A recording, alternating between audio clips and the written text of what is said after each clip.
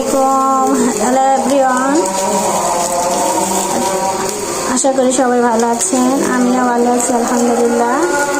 এই যে আজকে একটা নতুন রেসিপি নিয়ে আসছি। আজকে আমি ডিম বোনা করব। আমি ডিম দিয়ে যে একটা গাজর দিয়েছি, সাথে একটা আলু দিয়েছি। ডিম দিয়ে এই গাজর দিয়ে আমি রান্না করবো। আজকে নতুন রান্না করবো, দেখি খেয়ে কেমন লাগে।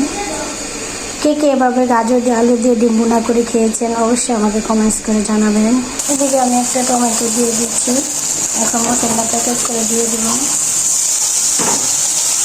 মশলাটা আমি দিয়ে দিয়েছি।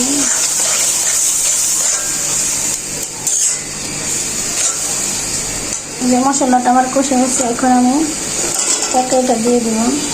তরকারিটা দিয়ে দিচ্ছি। এখন আমি ঢাকনা দিয়ে ঢেকে দেবো সিদ্ধ হওয়ার জন্য। তরকারিটা সিদ্ধ হয়ে গেছে। এই পর্যায়ে আমি দিয়ে দিব পানি, দিয়ে দিব পরিমাণ মতো। দেখেন এদিকে আমি ভাজি করতেছি, ভাজিটা এখন বাগার দিয়ে দিব।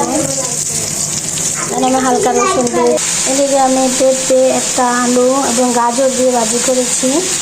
এর সাথে আমি রসুন কুচি দিয়েছি বাগারের সাথে। রসুন কুচি দিলে পেঁপেতে অনেক ভালো হয় এবং ফ্লেভারটা খুব সুন্দর আসে। এদিকে দেখুন আমি ধনেপাতা দিয়ে দিয়েছি। এই পর্যায়ে আমার ভাজিটা হয়ে গেছে, এখন আমি নামিয়ে নেব।